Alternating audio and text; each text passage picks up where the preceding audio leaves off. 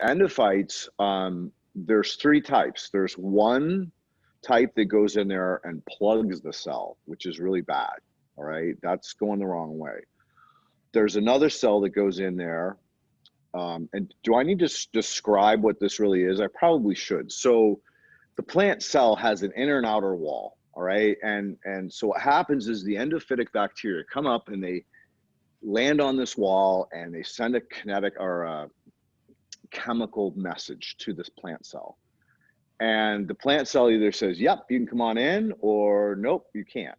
And if it comes in, the cell in turn for the bacterial cell, the endophyte, in return for being allowed to go into that plant cell, sheds its skin. So by shedding its outer shell, it's releasing pure nitrogen to that plant cell.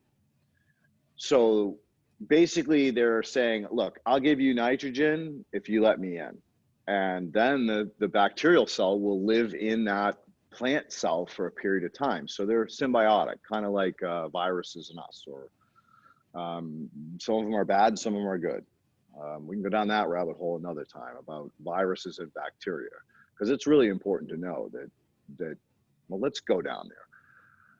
All bacteria have evolved from influences of viruses. So the virus is the great corrector. So if your bacterial population gets too big and out of control and out of balance, then the virus will start to kill it off and mutate. And you can watch, there's a lot of information now about how viruses work within the cell.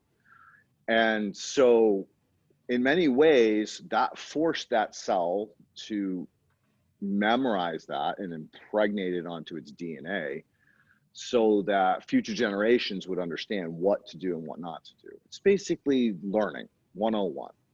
And so moving forward and understanding that this cell is now, this bacterial cell is now living inside of that plant cell, it's the same idea. It's that bacteria could be a bad guy or a good guy, or a nonconformist or neutralist, it doesn't matter. But there's a relationship there now. It's deeper. So there are some cells that will actually go bad and hurt that plant cell.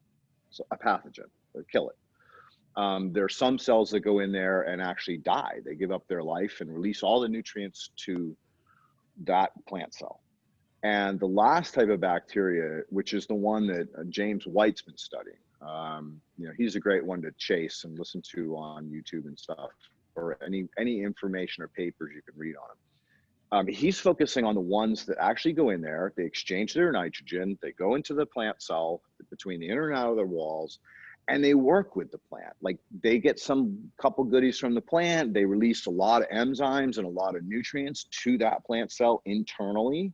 So talk about like in edibles or ingestibles or smoking, that's getting it right into your body really quick.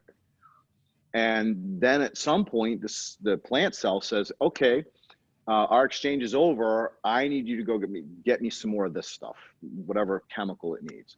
And so it actually excretes that cell back out of the outer cell wall of the plant cell into, consider it a bloodstream, for lack of better words, where that cell is moved down the root tip or out the root hair and released back into the soil structure, where it rebuilds its nitrogen outer shell and begins to collect nutrients for the plant again, and then come back into the plant.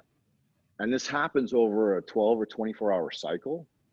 It's crazy to think about this, all right? So endophytes would be the ones that would be the first ones destroyed or killed by a hostile environment, because they're very sensitive. They don't even have a shell. Their outer shell, they have to rebuild.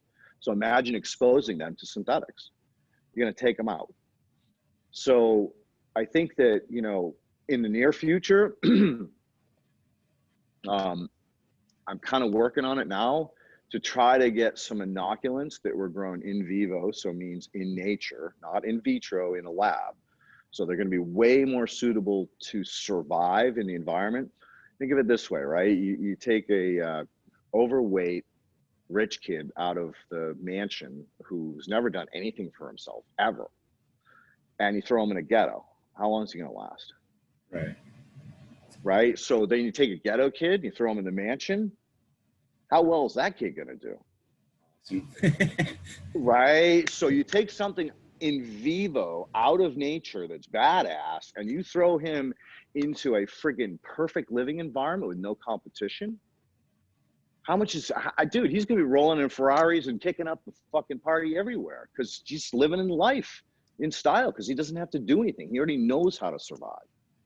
So collecting a sample of these type of bacteria, you know, James White has access to a lot of them, and I've connected him to Chris Trump, and hopefully this happens, and they work together to prepare a source of in vivo bacteria, endophytes specifically, that we can use as an inoculant in soil. And, you know, hopefully that happens. You know, I'm pushing it as hard as I can. Yeah. You know, so to understand the endophytic system, and remember, this is just bacteria. There's fungi and there's yeast that are endophytic too. So one of my study groups with a group of mycologists is really diving down that rabbit hole of endophytic fungi. And, you know, it's just, again, these are all really unexplored topics, but being alive right now and having access to the people that are doing the work, oh man, it's an amazing time. It's an amazing time in science. Yeah. No, it definitely is. So I mean, actually growing them in compost, I don't think it's possible, to be no, honest with you. they need that living relationship, right? Just a lot like a mycorrhizal fungi. It needs to have that companion, or it's not going to sporulate. It's not going to grow, and not going to be there, right? It's not going to survive. It's Yeah. not going to survive. So you're absolutely right. And you know, one of the things that you touched on a little bit earlier about, you know, what else do we know? What else do we need to know about getting those horizons up to speed as fast as possible? And this touches on redox. Redox principle, the one of the most critical ingredients is called macro and micro aggregates. Um, there's another term now called a rhyo sheath. So a rhyo sheath is that when you pull up a plant, you have all that dirt hanging on the roots. So that's a sheath. That's a whole galaxy of life going on that's built itself around that root. Um, they're almost just more important than micro and macro aggregates because that is the interface between the micro and macro aggregates and the plant. So the plant is excreting all these, you know, exudates, and the bacteria are chewing it up, making biofilm. And then you got all the protozoa and nematodes running around, nutrient cycling. And all of a sudden, that stuff starts to build into giant cities like New York City. I mean, when it started, it was, you know, a couple houses, some teepees, and now look at it. And same with all major metropolises. So that would be like a rhyo sheath. And I think that as we go forward as farmers and you start pulling up roots and you see that kind of stuff, you've proven that your method is working. Um, so let's bounce ahead and say, hey, how do we get there, right? I think that's what people really need to know.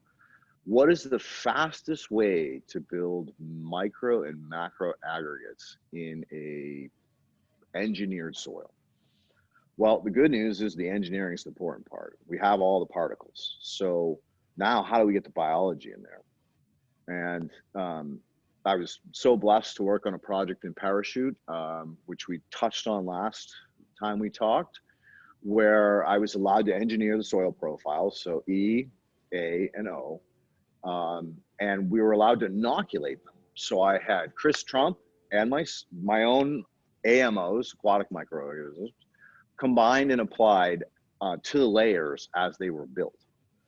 And just recently, I had a conversation with Chris about what he saw when he was last there with the microscope. He was like, "I've never seen anything like this in my life.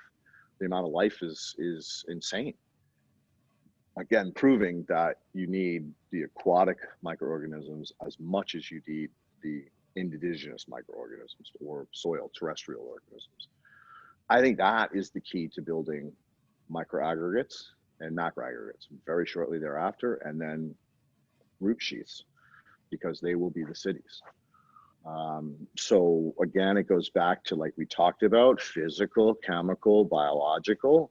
So if you give yourself as many of these tools as you possibly can up front, you can technically, kind of jump over geological time and get to a place a lot quicker than you would if you were trying to just do this, with one or two of those tools.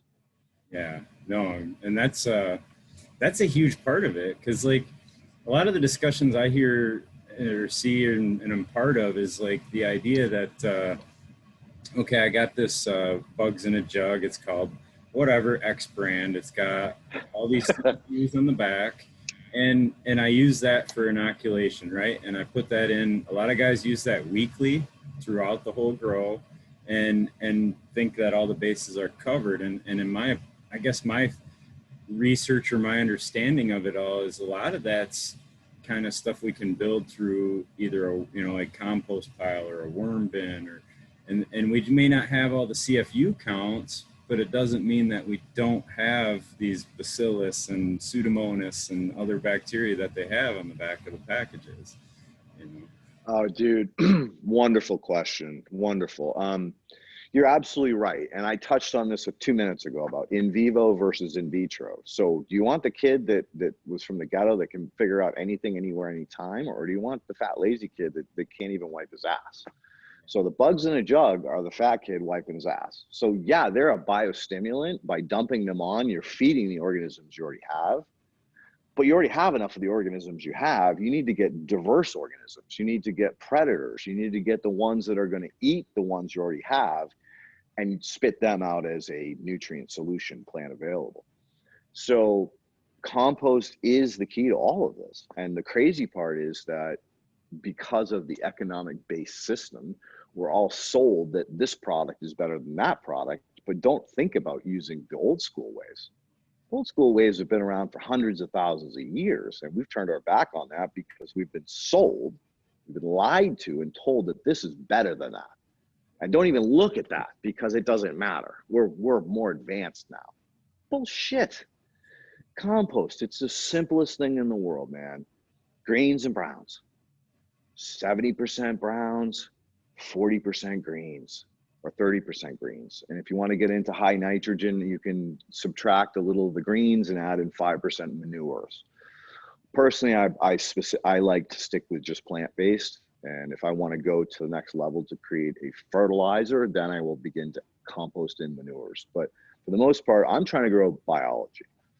So all the years I've been working, and trust me, I've been all over the country looking at people's compost. And I've had guys, oh man, my compost is the best ass shit you ever seen. Put it in the microscope, no life. And I have to sit there and be like, sorry, dude, I'm the Grim Reaper, and you're gonna fucking hate me, but you made chemical compost, which you can get at the yard waste right up the street for free. And you spent all this time building that. So where's the biology, right? Whew. All right, so building a biological compost requires a starter of some kind. So you mix your greens and browns, right? They're basically just raw plant material. How do you jumpstart it? And that's something I've been working on for a long time. My products were jump starters. All right. So I gave you indigenous microorganisms because it was outdoor composting on soil in forests. And I gave you aquatic microorganisms. I built them into a Hugel style compost pile, and then I friggin' cover cropped them. All right. And I always would add a little bit of the last compost pile mixed with liquid, and I would moisten the surface of the compost as I built it in layers, so that I'm kind of inoculating it with the old compost. So this is kind of like goes back to sourdough. Well, if you're going to be sourdough bread manufacturer, you always have to keep a little bit of your yeast back so that you can make the next round. That's composting biologically. All right. So how do you jumpstart a pile of frigging green leaves and chips, right? Yeah. Well, that's the $1 billion question, and I'm working on it. And other than like building an inoculant that I did, I haven't been able to figure out a better way, although I'm working on it. I think I have a way to do it in 8 weeks instead of 6 months and get it to the same level, but I haven't perfected it yet. So right now I've got two side by sides going out there, and if I truly accomplish this, I will announce it and teach people how to make it. Awesome. No, that'll be great because, yeah, I know there's a lot of questions that came up after our last conversation about that too, and the, like how we can build that, which you just kind of touched on. The thought I had while you were talking about that is so you're taking your initial inoculation of what's known good biology and throwing it into a food source. So like the browns and greens are, to my understanding, are just kind of food, and the nitrogen gives the biology the energy it needs to break down the plant matter, right? Is that kind of The carbon, perfectly said. Yeah.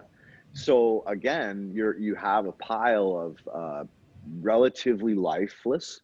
Now, I'm not going to say it's lifeless because we know we have endophytic fungi and technically bacteria tied up in the plant material, the chips or the branches or the twigs. And we know that the coating surface of the leaf is, if it's a healthy plant and it hasn't been chemically treated, has a biosheath over it. It has a whole living mat of fungi and bacteria and protozoa living on that leaf.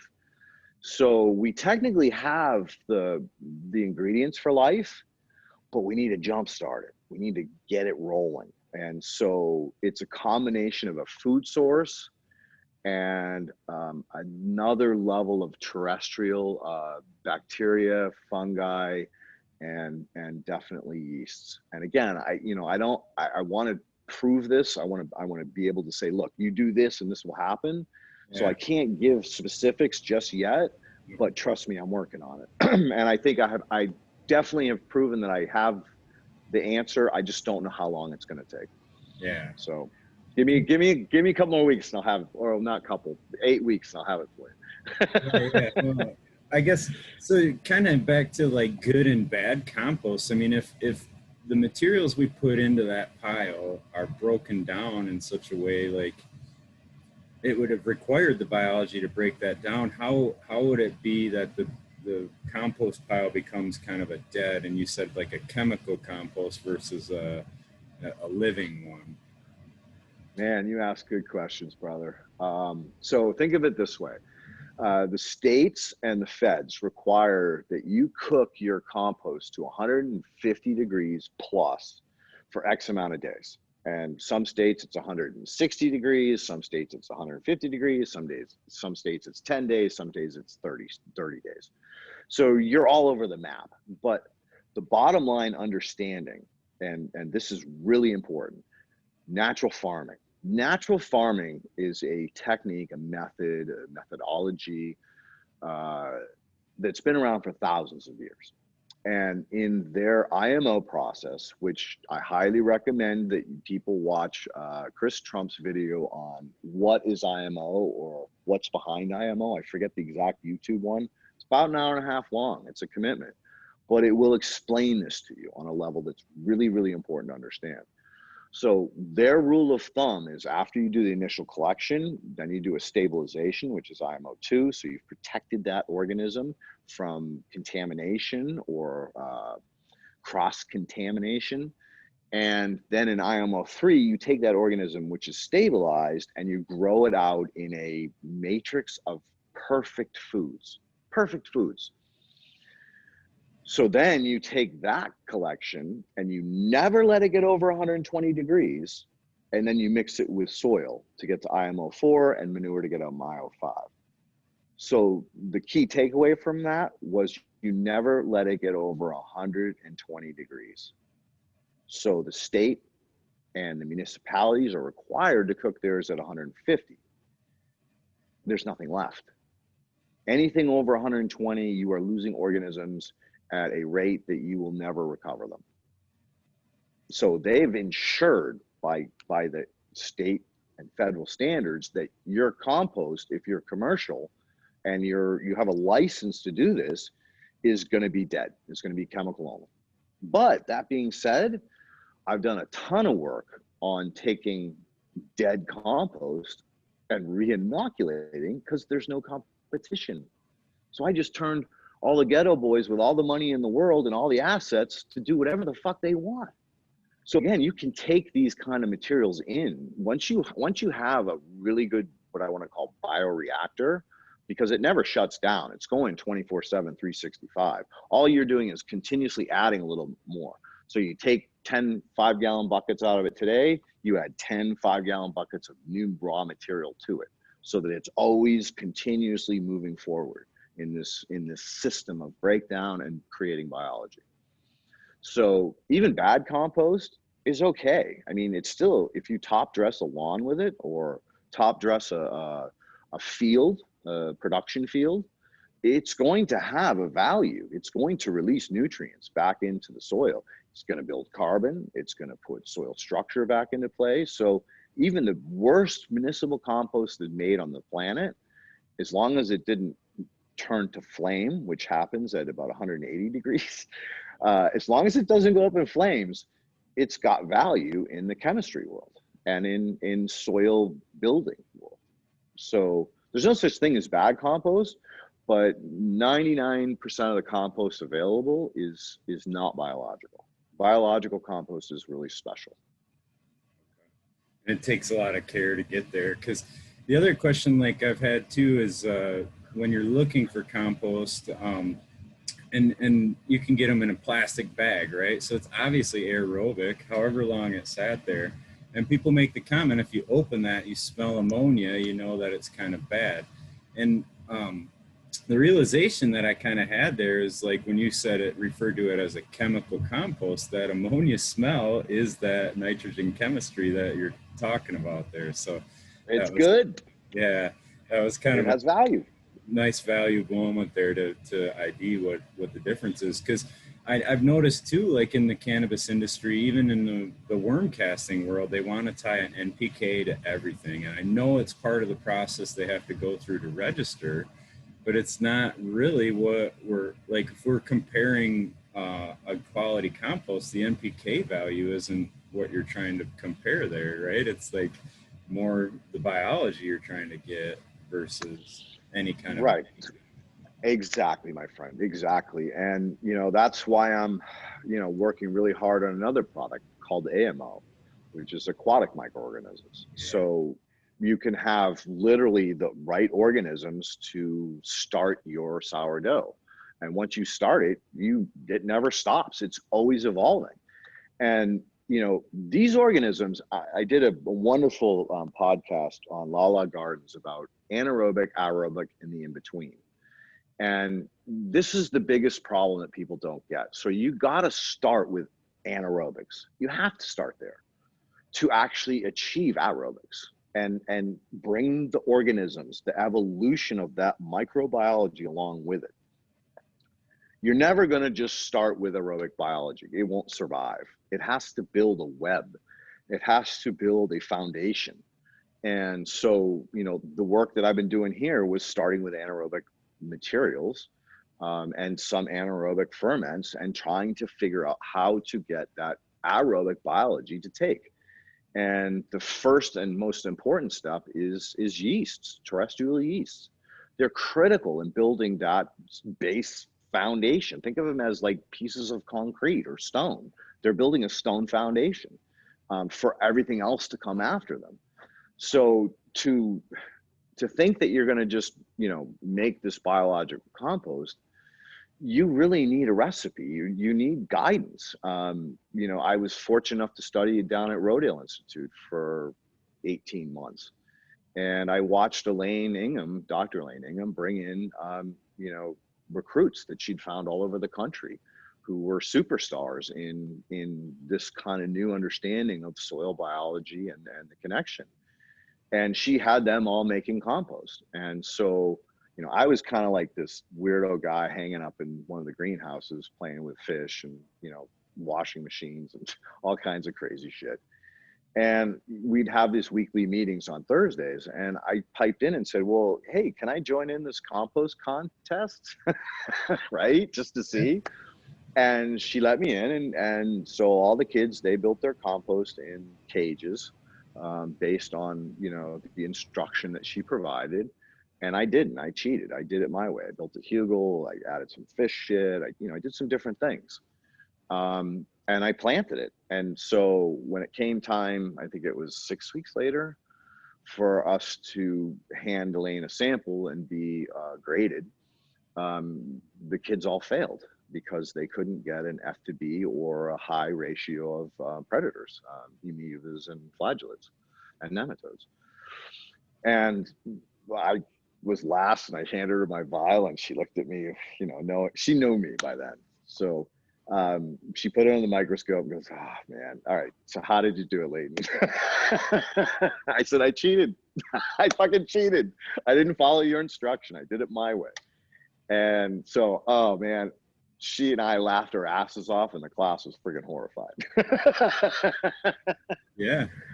So anyway, yeah, there's a methodology. So if you have long term, you want to like take that shitty city compost and add your microbiology to it, and build it hugel style. So think of it like as a convection box. So you're allowing the cool air to come in underneath the sides because you're all the sticks that there, and push up into the middle of the pile and push the hot air out. So you've created this convection in your compost pile. And that's the key to keeping it cool. Like, I didn't know any of this shit when I was doing it. It was all intuition. Yeah. But basically, now that I play with thermometers, and when I make my compost, I'm in the 80, 90, 100 degree range. I'm seeing that that's the sweet spot to getting biology, to really, to getting life into the system. You still need the ingredients, right? So if you're going to make cookies or cakes or anything else, you still need really good ingredients to do it. But it's possible to do it. And again, give me another 8 weeks and I'll fucking prove this shit. Yeah, awesome, man. Yeah, I hope so. I'll be glad to talk about that. Because like you mentioned that airflow too, and I was looking into different compost designs, and this is just random information for whoever's watching, but I know at Johnson Sioux, and possibly you would agree with that, but they've designed a kind of bioreactor that really works with that air moving through. I don't know if you've seen that design before or not, but no, I'd love to. Send me a text when we finish, and I'll definitely check it out. I mean, I've looked at tumblers, I've looked at slow tumblers, I've looked at compost turners, I've looked at air systems blowing through the center of compost piles. I've looked at every method possible.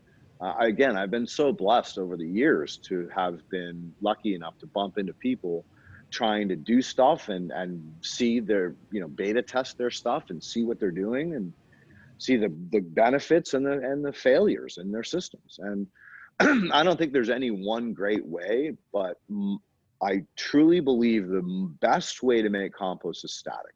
So do not turn it. All you want to be doing is adding foods to it at the appropriate time, but you're not turning it. You're just adding food for the biology to continue to react and break down. Yeah. Well, that kind of brings up another question I had, because like in a thermophilic compost where they're trying to reach them temperatures, they'll turn that compost, and the thought is that you're aerating the compost. And I've heard other discussions where they discuss this, and they're like, yeah, when you turn it, you initially get an influx of air in there. The biology reacts and eats all the air up, and then it's back anaerobic again. So the guy was kind of making an argument that thermophilic is actually kind of an anaerobic compost at the end, but I'm not sure on No, he's right. It's aerobic, because if you pick up thermophilic compost, it's dry. It's full of air. It's mostly air. The problem is they've oxidized it, right? Redox, back to redox. Yep. They've oxidized it. So they have sterilized it, and it is purely aerobic. It's as aerobic as you can get. But in the discussion I had with Tina, we were talking about pushing what we call oxygen tolerant anaerobes and aerobes. So anaerobic organisms. They're called facultative anaerobes by the general population, but in really they're oxygen tolerant because they can't produce food in that environment. They can survive. They can't reproduce. So that's an important thing to understand. And I think that if you look at a compost system that's growing biologically, it's going to be wetter than a compost that has been forced to follow regs and make it aerobic and therefore oxidative. That's a drop, dude. That's a drop. Yeah, no, because like facultative is kind of another thought too, is some of the earth box ideas and like sub-irrigated pot, the planter pots. I know, you know, like the EM1 branded stuff is a lot to do with some of that aerobic or facultative type. And that system seems to kind of operate that way, which I don't know too much about. And yeah, you know, again, I've so blessed to be able to talk to some of the brightest minds on this. And Alan Atkins has done some amazing work on fixing dudding. It's a specific virus in the cannabis plant by using anaerobes, 100% anaerobes. And I was blessed to have been there when Dr. Leighton, Joshua, myself, and Kevin Jodry had a conversation about anaerobics and aerobics. And Elaine was like ready to pop her cork about, no, you can't use anaerobes. And he's like, but I did, and it worked. Yeah. Right? So, and my bitch to her was always, hey, look, go to Vermont.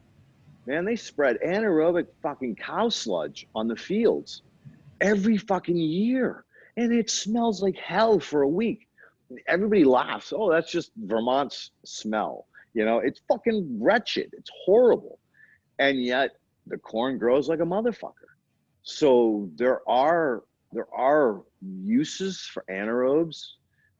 And I truly believe if used appropriately, like nature, biomimicking, you will take it from a swamp to a meadow, to a forest, to an old growth forest over time. But that's geological time. And who's got a couple thousand years, right? We got to do this real quick. So there is a need to use, you know, responsibly use anaerobic organisms. But once you've used them, you don't repeat. This is something where you have to, and it's delicate. There's, unless you've been doing it for years and you have the intuition, you're probably going to make a mistake, which is good because you learn something. And you're going to probably make that mistake 20 times. Not that mistake, but a variation of it.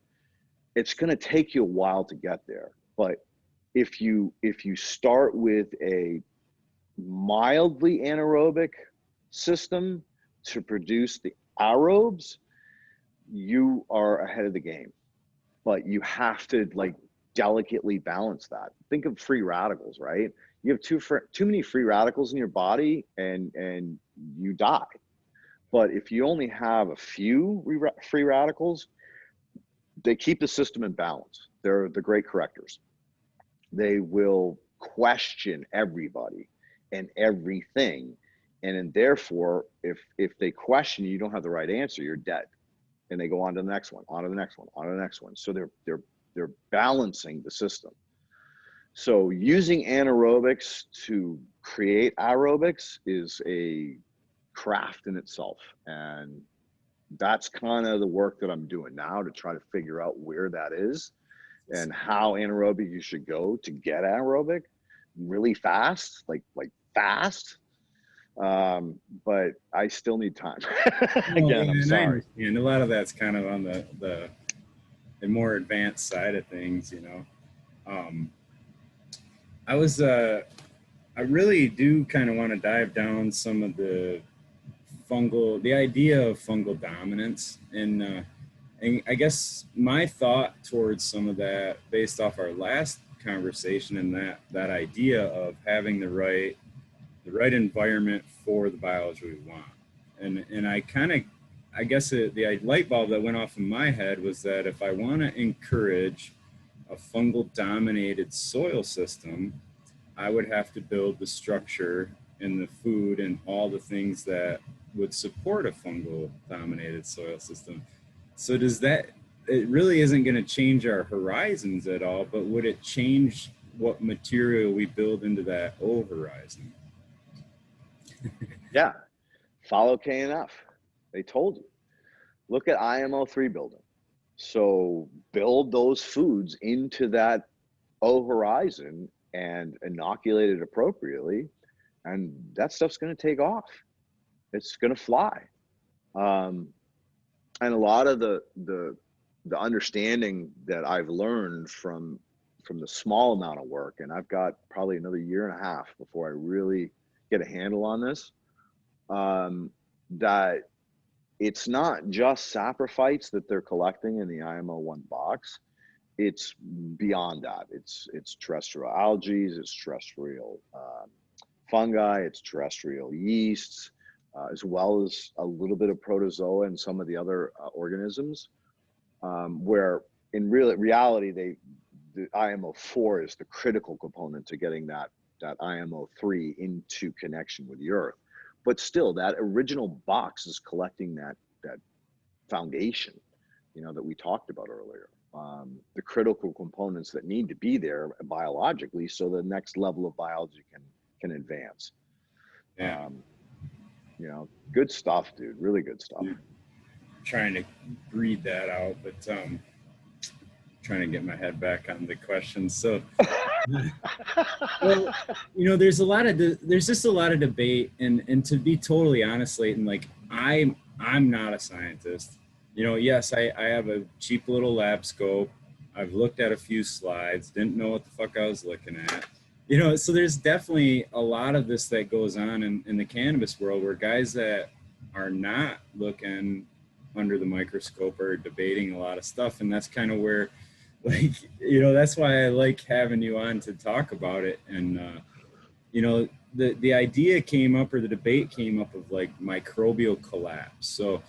So if we get, this compost inoculated with the biology, and we get that into our soil, are there things that we can do to then undo the work that we did to get good biology, like, adding extra sugar sources or adding different Oh, okay. I see where you're going. Yes, absolutely. You can turn this shit backwards in a heartbeat. Too much is no good. Don't be a moron. Don't put more on. The more you put on, the more on you will become, because you'll collapse it. The understanding of the delicate balance of the web, fungi specifically, they break down really quick with excess sugars. If they're carbs, they tend to be okay. Mycorrhizae does not like rock phosphate. If you put rock phosphate in, it shuts down. Bacterial, if you put too much biochar in, they shut down. So there's all kinds of ways you can ruin what you've built. And the old saying, the less is more, is better. And it is true, because if you can make small little incremental changes to go in the right direction, if you make an incremental mistake, it's only incremental, it's tiny.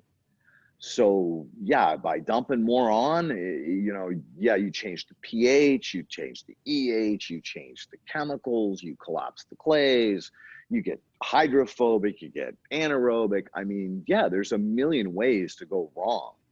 And, that goes back into last session's conversation about spirituality, connecting with it. Like if you can't see plant reaction on a daily basis, if you can't see, like just sticking your hands in the soil and feeling the moisture and feeling the roots, and if you can't connect like that, then you got a lot of work to do, and you're never going to be an instant expert. So this goes back into putting the work in and spiritually connecting with what it is you're doing. Like, you've chosen to do this, so do it, man. Own it, rule it, like go for it. And if you do that, you can, just like I'm talking about, taking friggin' chemical compost and turning it into a biological compost. You can achieve these things. So understanding that, like, yeah, if I had a little bit too much of this or a little bit too much of that, it's going to alter 20 things down. It's going to cause a ripple. So I throw the rock in the pond and there's 50 ripples.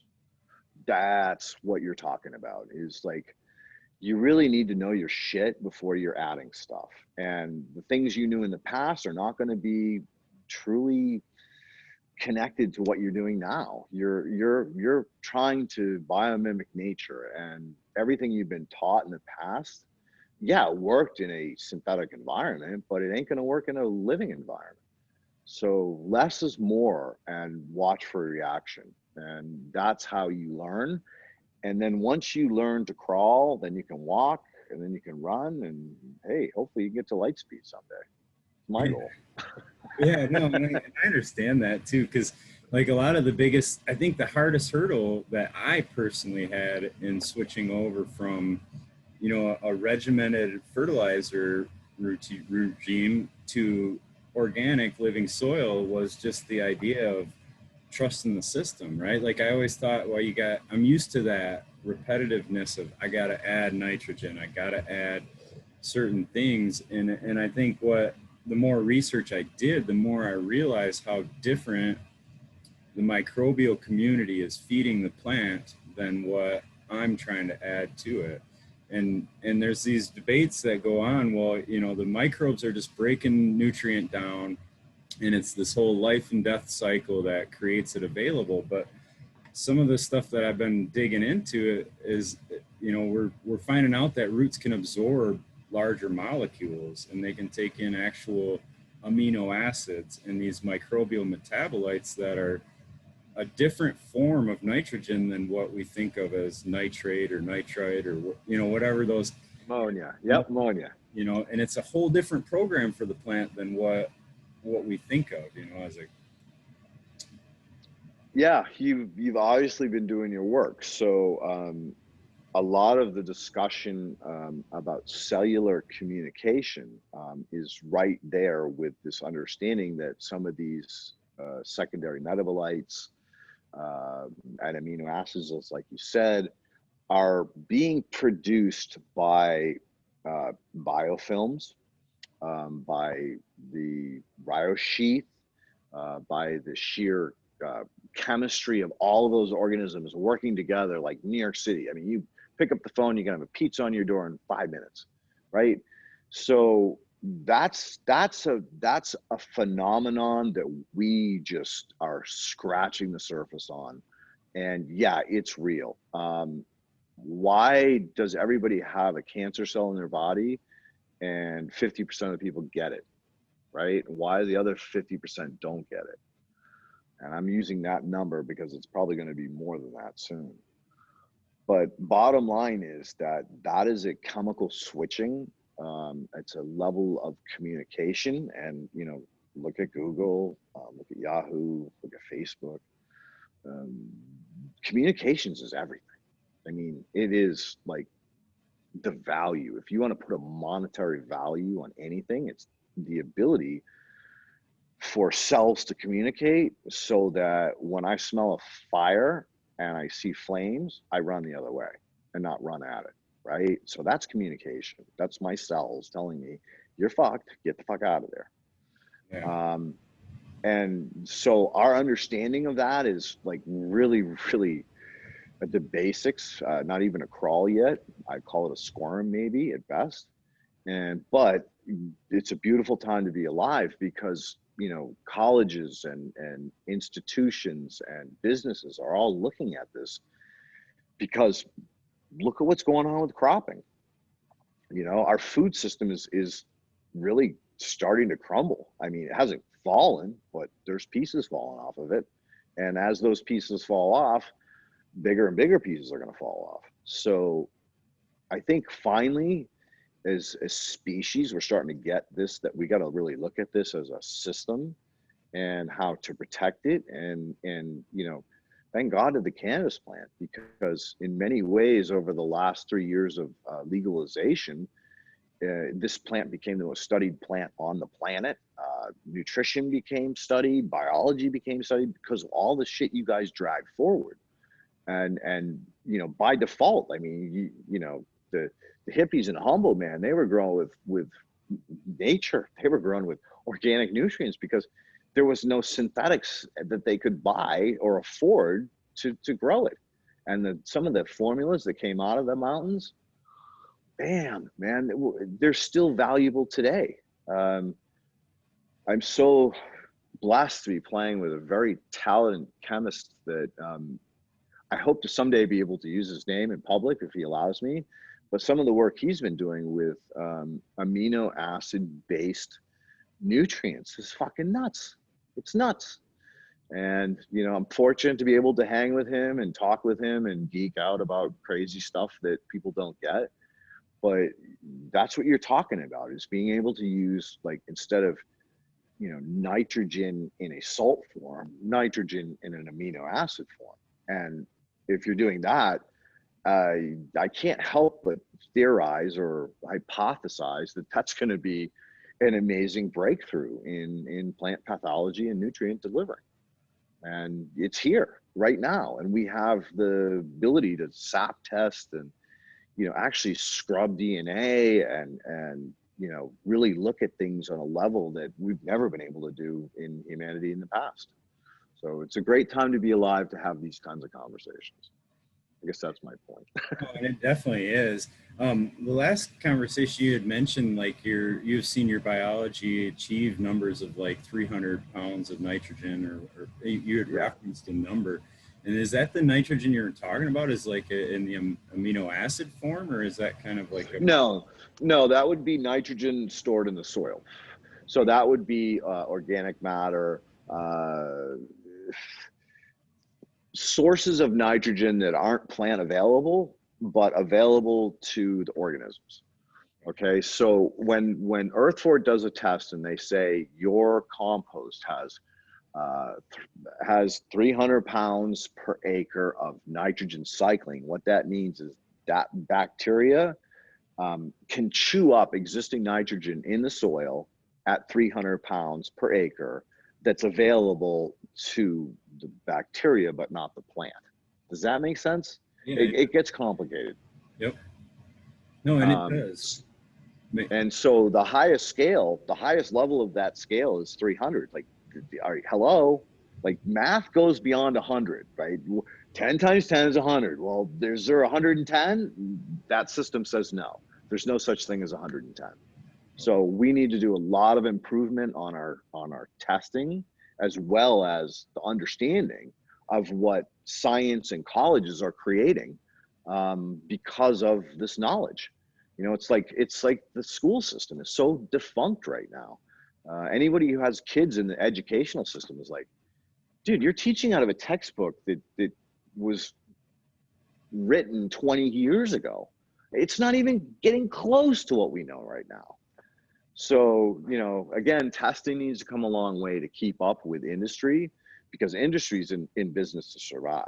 They're not in business to teach. You know, they're there to fucking, hey, look, you're 1 + 1 = 2, and it doesn't equal 3. So I got to do what I got to do. And, you know, so that's where I really appreciate the science behind business, as well as college, because of PhDs, not because of the dogma that's being taught. It's kids, it's people like you asking these kinds of questions that are advancing humanity, not the systems that are trying to hold us back and perhaps keep us in slavery. Yeah, no, I hear you. One other big topic. So we were talking about building biology in a compost, and I know trying to get that biology into the soil can be done in different ways, and one of them is like a compost tea. And I know it's a real common thing for organic gardeners to constantly be doing different compost teas. And when I had heard you talk at the Regenerative Conference, you kind of shot a hole in a lot of the recipes that I had seen, and it opened my mind up to thinking about it a little bit different way. But I guess I was just kind of looking to have you talk a little bit about how some guidelines we could use maybe for people that are not under the scope with it afterwards, to have an idea that we're not going to get into trouble areas, so to speak. Okay, so less is more. No foods. Yeah. No foods, right? You want to. The easiest way is to make an extract. Don't screw around with teas. Don't add foods and brew for 30 hours. So basically, take 2 handfuls of compost, put it in a 5-gallon bucket, and shred it with your hands. Just stir it, rip it, pull it apart every way possible you can. Add in a clump of the lawn. Add some. Add a little bit of manure from your chicken house.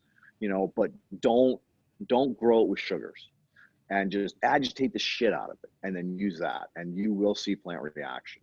Um, if you have an inoculant that because you've seen it is of value and is not going to cause any problems, then brew it, because the brewing process is you're growing out what's ever in it.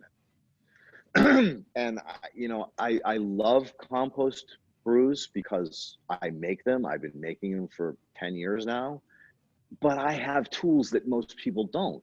I constantly look at the ingredients going in, looking at where it is in the life cycle, because remember, it's a life cycle. So it's going to go from baby to old.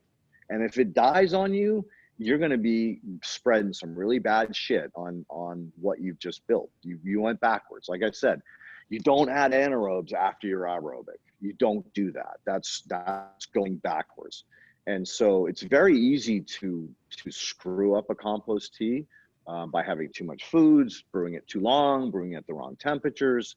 I mean, the guidelines are too complex. So extracts are easy, right? You just mix them by hand in a 5-gallon. Hey, get creative. Take a compound mixer, a plaster mixer, and put it in a 55-gallon jug and mix the fuck out of it that way. Shred it up, mix it all together. Don't add any foods, keep it cool, and apply it at night or in the morning.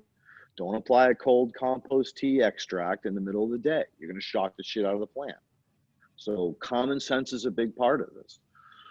If you know via microscope and you've verified all of those organisms are the good ones, then yeah, you can screw out to teas. You can add water to add a matrix to grow them out. Yeah. And a tiny bit of sugar. I'd rather see people put sugar in a hand pump and apply, a thin layer of molasses water only by itself. If you want to charge your bacteria and charge your nutrient cycling system, that's a great way to do it. But if you apply too much sugars, you're going to crash your soil system. That goes back to that last question of like, how much is too much? And you have to be really careful. And again, if you don't have the tools, if you don't have the microscope to actually see what's going on, you shouldn't be screwing with these things, because you're potentially going to hurt yourself. If you want to screw with them, screw them on a tiny test plot off in the corner that's not going to hurt you. Learn how these tools do and do not do what you're expecting them to do. That's why side-by-side tests are critical. And I'm a big fan of this. I do them all the time. I've done a couple of videos, and I haven't posted them up yet, on how to do these things so that you really learn something from it. And if you go through the trouble or do the work to create the side-by-side, chances are you'll pay attention to it and you won't forget about it. And they're valuable tools, but if you just go all in on something, you're potentially risking a collapse, because you shouldn't be experimenting with everything. And one of the things I had heard, and I guess I personally try to go for a plant-based compost, but I did hear the comment that if you get a manure-based compost, it's basically shit, and you're going to have shit cycling microbes. And how true is that kind of a thought? Oh, that's another great one. I mean, that goes back to Vermont, right? So Vermont, they have, thousands of acres of dairy farms that is spraying an anaerobic sludge on their fields in spring. And yet their crop is completely healthy. It has bag appeal, maybe not healthy. Let me redact that. Not healthy, but has great bag appeal. And so feeding that back to the cows and going through the whole cycle again and again and again, where's that going? Probably not anywhere good. So manures are, you need to be really careful when you play with them. It's not that you're getting shit-eating bacteria, you're getting the accumulation of bad things. Some of the work I did with hemp farm last year was a gentleman had 30-year-old horse manure. And, he was like, oh my God, look at this stuff. It's, it's dynamite. And I was like, cool. All right, let's look at it. I felt it. I was like, wow, this stuff is really interesting. And I smelled it. It smelled good. I put it under the microscope. It actually didn't look bad. I mean, it wasn't as fungally dominant as I expected it to be, or bacterial, or should I say full spectrum I expected it to be, but it wasn't bad. And so I sent it off to the lab to have it tested. And the test came back that it was like, off the charts in aluminum. And we all know aluminum is toxic to plants.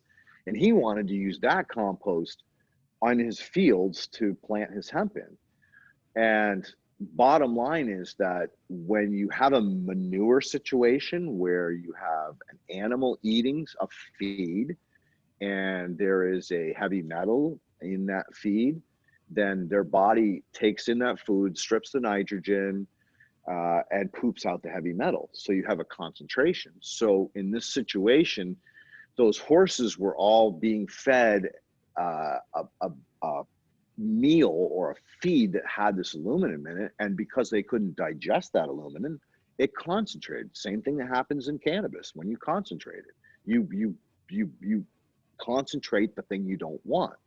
So I'm always fearful of manures, horse manure because of nematicides, because they have dewormers, because a lot of horses that are fed impure diets get worms.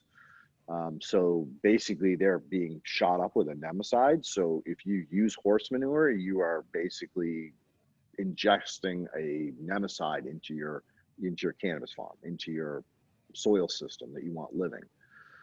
Cow manures, yeah, there's bovine, there's hormones, they say they're not, but they're in the feeds now and nobody really knows because there's no testing, because there's no money in it. Chicken feed, the same thing. So if your manure source is 100% organic, goats on a farm, right, that hasn't been tilled in 30 years, fucking go for it, dude. Use that manure all day long. But if you don't know where your manure source is coming from, just remember, if you're growing cannabis, you're potentially hurting yourself by bringing something on that could contain a concentrate of metal or pesticide or anything else that you do not want to have in your uptake in your plant. Yeah, no, that makes sense. And I've heard similar too with even like plant-based stuff, because you had mentioned, the municipality compost earlier, and a lot of guys kind of poo-poo on that for a similar reason. Like you don't know whose yard that came from and what was sprayed and what wasn't, and what yard waste got entered into that. Was it treated with this or that, herbicide or pesticide, or so similar, I guess. All right. This is an important question, and I commend you once again. All right, so think of it this way, right? The first bacteria on the planet got infected by a virus, and they evolved. And the next generation got infected by a virus, and they evolved. And this continued on and on and on until single cells became advanced cells, became plants, became animals. So those very viruses that we fear, Corona and SARS and all these other ones, are actually morphing us, evolving us. And think of viruses as the great corrector. They're keeping things in balance. If there's too many of this organism, they're taking them down a notch, because they're there like a free radical to keep everything in balance. Well, the same thing is true with all of these things, right? So yeah, you got Roundup, you got friggin' synthetic fertilizers, but remember, the plant actually metabolized them, so it began the breakdown process. So in my mind, if you're in a situation where you have no other options, then use it, because you're basically getting your plants used to what they're going to be fed, or the environment in which they're going to be exposed to, whether it's overspray, or you left house and you asked a friend to water your plants and they sprayed some fucking Roundup because they thought there was some weeds growing in them. Whatever the case may be, your plant is going to be more tolerant, and because the microbes are breaking it down each time, it's less susceptible to what I would consider harming you. Now, again, we said this last time, look at the food you eat, look at the water you drink, look at the air you breathe. The cannabis plant is tested like no other plant. And if all of our food was tested this way, we couldn't eat any of it, right? So your body needs a certain amount of this shit. Your plants need a certain amount of this shit. The environment needs a certain amount of this shit, because it's what it is. The planet was a friggin' fireball. There was no life on it. And how did it end up getting to be the Garden of Eden? Because of this process. So you're not going to stop it, dude. To think that you're going to be all pure, that's great. Go move up into the mountains. No electricity, no cell phones, no nothing. Do it, right? Cool. You're there. Well, wrong, because the environment's changing. Weather patterns are changing. You're always going to be exposed to all the synthetics that are airborne and things that we don't even understand yet. So, dream on your dream, Greg. But bottom line is that if you have to use industrial compost and you have no choice, figure out how to make it better. Grow some Pseudomonas. Pseudomonas break down compounds better than any other friggin' bacteria on the planet. If you have a hydrocarbon, some of the more simple, complex compounds, toxic compounds, Pseudomonas will start breaking the chain down. And as they break the pieces apart, then other bacteria can break it further apart, and so on, and so on, and so on.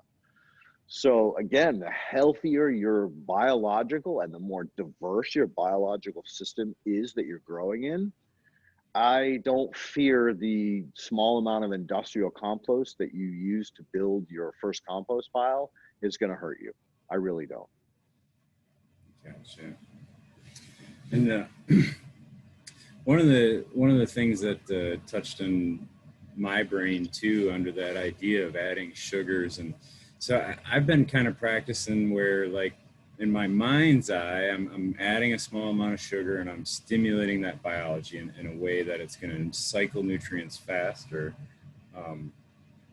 But the thought I had was that with the fastest way to get available carbon into the system is actually through like plant life and exudates from plant roots. So the whole idea of like inoculating a soil is great, but then there's this idea of, well, we're going to spread a variety of plants to grow in the soil, and we're going to let those plants and their individual exudates grow the biology that we need as well. And is that kind of a different view? Would you still want to inoculate before cover cropping, or? Man, you asked some good questions. So you touched on about three things there.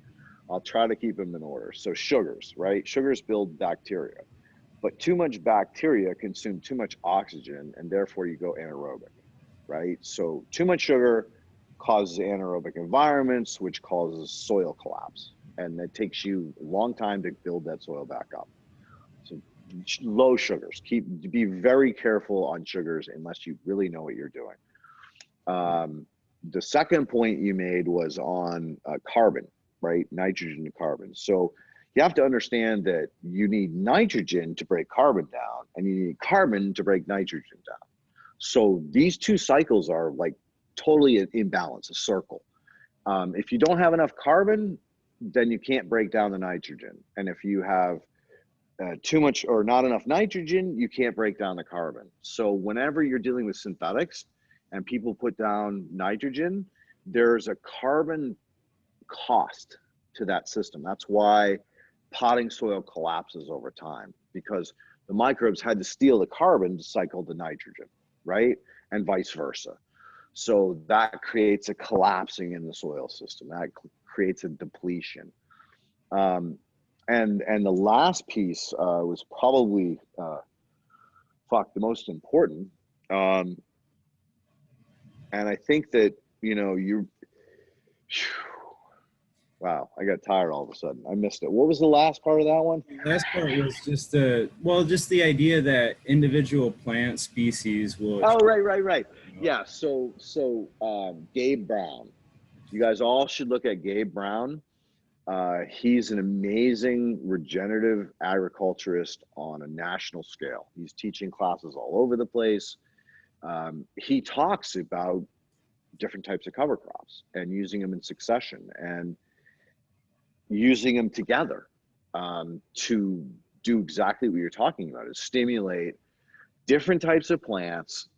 But again, mycorrhizae is important. If you don't have the mycorrhizae connecting all these different plants and all these different demands, then you don't have the World Wide Web. You don't have the connection. So in these types of systems, the mycorrhizae is what's working for those plant interactions on a level far greater than just their roots crossing over each other.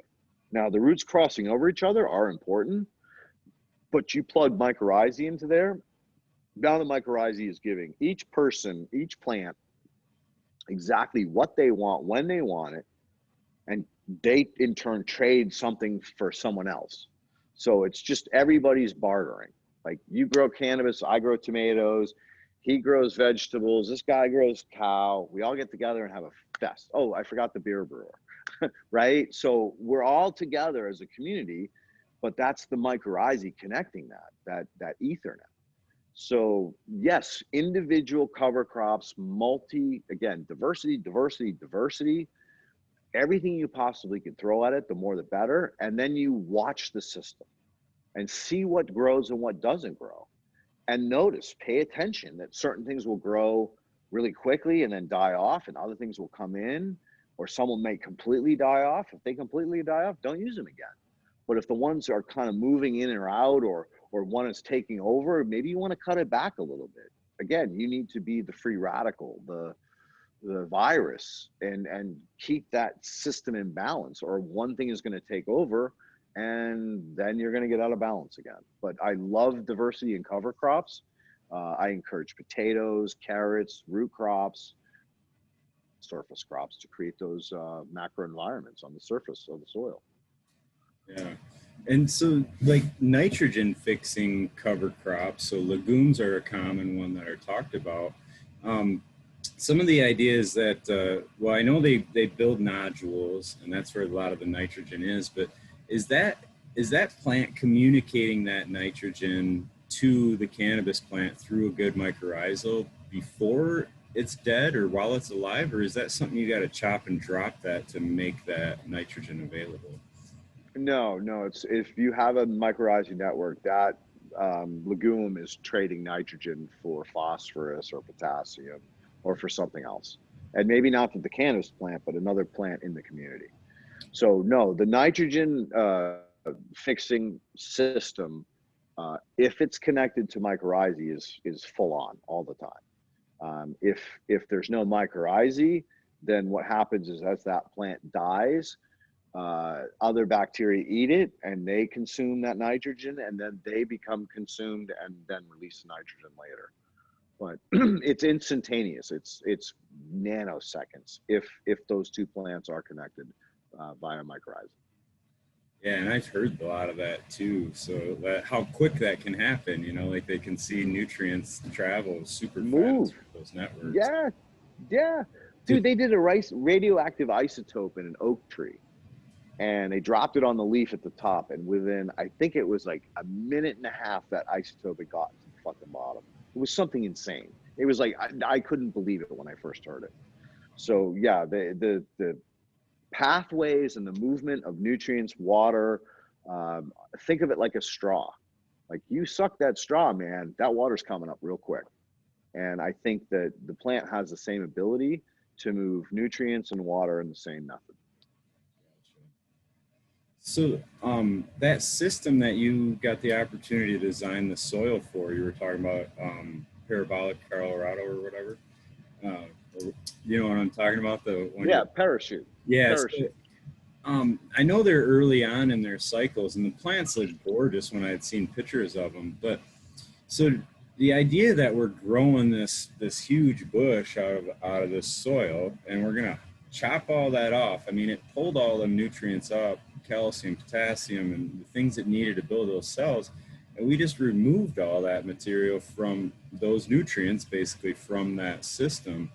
Is there some process that they're going to go through to try to re-amend or keep that balance in that soil of the minerals at least, or I don't know? Absolutely. I've encouraged them to do testing after each run. Whether they do, I pray they do, and I hope they continue to keep Chris Trump on board to do the microscopy. And yeah, if there appears a deficiency at one point, then we will re-amend. But the goal is to prevent the soil from collapsing, and to provide all the biology for 1,000 years of nutrients in those horizons. So in theory, again, theory, you would never amend it again. Once the biology was working and the nutrients were available, everything is off to the races. Now, in cannabis production, it's exactly that word, production, that causes the problem. Your goal is to push and push and push. So yeah, at some point, there very well may be a need to top dress, and hopefully with an amino acid, so it's quick, or maybe it's a slow digest, like a paramagnetic basalt rock. But either way, yeah, there potentially could be a need to amend, especially if they continue to run the same cultivar over and over and over again. We know different cultivars bring up different things. So in a perfect world, you do the same thing as we learned way back when, and that's rotate your crops, right? So don't always run the same cultivar in the same bed, so that you're not stripping the same nutrients or nutrient profile or palette every time. And if you are, another way, again, is Gabe Brown's way of using plants to pull these minerals in from the atmosphere, and metabolize them in the profile. Some of the work I did for a friend and a customer 4 years ago was on a corn plot that was 60 years old. And for 60 years, that corn had been grown repetitively over and over and over again. And so think about the transition from no NPK to full on NPK by the end of it. And by the time he got that field, it was devastated. I mean, it was barely growing hay. So I encouraged him to spray my inoculant on the soil. First we did perk tests, infiltration tests, soil chemistry tests, all of the full battery, and biology, and realized that, okay, this is what we're deficient in. And so to continue the experiment, first we just did one biological application. We did sugar and kelp in the summer, and another biological application in the fall, and had him overseed with a bunch of different low-lying green manures, so that the hay, it would support the hay and support the soil, so keep that microcosm in place. So in the experiment, I decided that I was going to go down the road to figure out exactly what it would cost to get that soil back to zero after 60 years of corn production. And it would have been $2,400 an acre. And this was a 10-acre plot. So that's $24,000 to get it to zero chemically. And I was like, yeah, that's not going to fly. When I told him this, he fell off his chair. I knew he wasn't going to pay that kind of money to do this. He's a fucking farmer, right? What farmer can pay $24,000 to fix 10 acres of land? The only choice was to go back to plants and biology to get that system pulling the nutrients out of the sand, silt, and clay that was present. There's no other way to do it. So to answer your question, no. If you build the bed correctly, and you don't strip it, and you give it time to recover, and perfect world, you give 50% back. So half of your crop you chop and drop and grind up and put back on the soil, then you will never have to touch your soil. But if you're taking more than 50%, then yeah, at some point you're going to have to re-amend it. And I don't know what it is, and only the chemical test will tell you. It's that law of return, right? It's Yeah, law of return, bro. can't Law of live out of return, man. balance ever, right? No, and that's yeah. I mean, you covered us so much, man. And to all the people that are watching live too, I'm not seeing chat right now, and I know our lives kind of been in and out. I've been recording this, so we are going to post it in entirety, so that Nice. so it shouldn't be Nice. for everybody in YouTube world there. So Yeah, no, good, dude. And I love chopping it up with you. You got an amazing mind. You're a wonderful interviewer, and I highly encourage you to keep doing this. I think you have a niche here. The questions you ask are real. I mean, these are fucking spot on, you know, prime time. I mean, everybody's asking these same questions and talking about these same things. So keep up the good work, bro, man. Keep it up. yeah, I And appreciate. I'll keep plowing on my shit. Yeah, no, and yeah, I mean, if it, if we get more topics to cover, like I was gonna actually steal a question from Shango Lowe, so I think it was him, but ask, might have been Tad Hussey, but is there a question that you were kind of hoping I would ask that I did not ask? Yeah, but we got to spend half an hour on that one. Okay, And so let's plan to do it again next month if you all want. right, yeah, And that's going to be redox. okay, We're going to really talk about how to do this, because if I can spell it out in layman terms, and you don't have to suffer through a 20-hour course, which isn't going to make any sense to you, and you're still not going to get it, then that's powerful. I think this is the new unit of measurement that we really need to find, or we need to use, to direct us going forward. And this is in all production, all plant production. So whether it's a food, a fruit, or a cannabis plant, it don't matter. If you take these very simple principles into play, then you will be able to find that sweet spot where you don't need nothing and everything's taken care of itself. All you got to do is just love it, water it, and pluck it. yeah, So hopefully that's where we'll go next time. awesome, man. Well, I appreciate it, Leighton, and Yeah. definitely, dude. It's an honor to talk with you, and I really, on behalf of everybody listening too, it's such a great honor that you would. I mean, you've accumulated all this knowledge over your career and your work, and that you just would share it with all of us, and from all of us, man. I really appreciate it because I've learned so much, and I know other people do too. Dude, So, that's why I'm here, bro. This is why I'm here. And it gets reiterated in my spiritual life on a daily basis that it's not about money, it's about getting education to the proper people so that they can make intelligent decisions, and thrive, because we all need to thrive, right? definitely, and I know people listening. You've mentioned some of your inoculants, and I know you have Kingdom Aquaponics. Is that is there a plug you'd want to? I don't know if that's something people can order from you, or if that's. I know Oh, it's not your to, goal to talk about that. I know that's not why you're here, but people want to support you. Like, no, it's about. yeah, I'm not a big self promoter. And yeah, I crash landed out here in Oxnard, literally 2 days after they closed the state of California down. My shop, my lab, and my manufacturing system is back in Connecticut. Although I was able to bring with me a small scale manufacturing system, which I've amended pieces and parts to actually be up and running. And literally, I'm going to be up and running by the end of next week. So I'm really excited about that. So I'll be able to actually begin to make inoculant again, which I haven't been able to do in a number of months. So yeah, there's a lot of developments that are going on.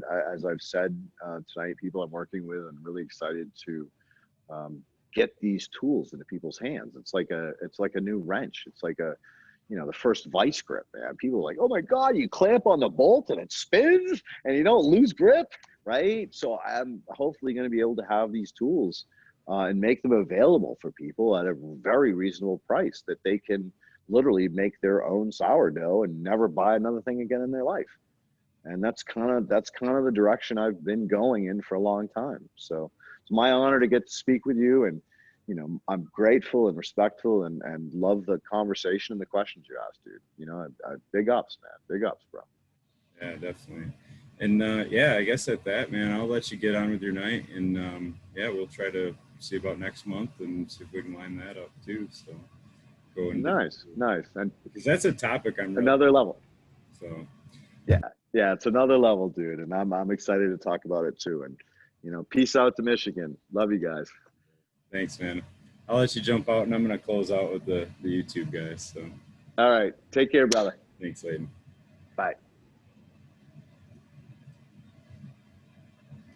Well, guys, that was. It looks like we are still live, so I'm not sure how much of that got caught. Unfortunately, Eagle is still having some trouble with internets, and that's kind of the link to the YouTube live. So, on my end, I did record all this. I did just say that too, but I'm not sure how that all works. I know it's on my hard drive, and we're gonna try to get it all posted up for you guys. So. Yeah, because he just dropped a ton of info, so there's a lot to go over there. Um, but yeah, man. That being said, everyone, I hope it came through all right. We'll probably shut this stream down from the live, and then we'll probably jump back in with the normal rabbit hole, and kind of go from there. And I'll hopefully put it out when we get the video entirety kind of put up for everybody to view. So. Appreciate all you guys being patient with us and trying to watch on live if you were. Sorry it was broken up and probably not able to easily be understood, but hopefully we'll get that all remedied. And yeah, man, if you guys really appreciate the info, just maybe send Leighton a message saying thank you or something, because everybody needs encouragement to stay on the path they're doing. And man, there's just nothing more encouraging than having people say that you help them. So I'm not sure how to end this live, but I'm going to shut it down and just kind of go from there. So that being said, Eagle's here, but I don't see him talking. I'm gonna say what he says, and I hope you guys will go out and do something nice for somebody else, and share the love, spread the kindness, pay it forward. So peace and love, everyone.